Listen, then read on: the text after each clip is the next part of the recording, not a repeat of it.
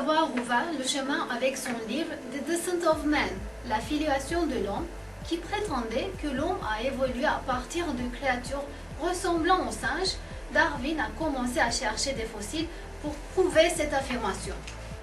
Mais cependant, certains évolutionnistes croyaient que des créatures mi-homme, mi-singe pouvaient être trouvées non seulement dans les archives fossiles, mais également vivantes dans de divers endroits du monde.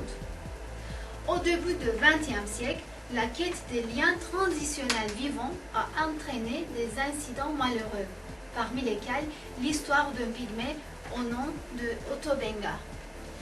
Otobenga fut capturé en 1904 par un chercheur évolutionniste au Congo. Dans la langue pygmée, ce nom voulait dire ami. Il avait une femme et 2 enfants.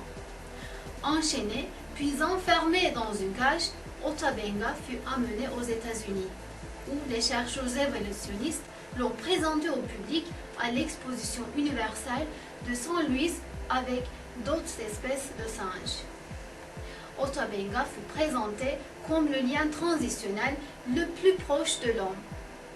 2 ans plus tard, ils l'ont amené au zoo de Bronx, à New York, pour l'exposer en compagnie de quelques chimpanzés, d'un gorille et d'un orang-outan, sous l'appellation des vieux ancêtres de l'homme.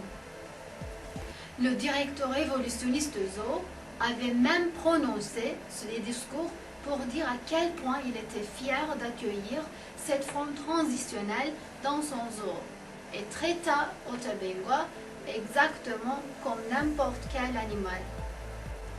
Incapable de supporter ce traitement, Otobenga finit par se suicider. Otobenga est donc l'une des autres désastres de la théorie de l'évolution.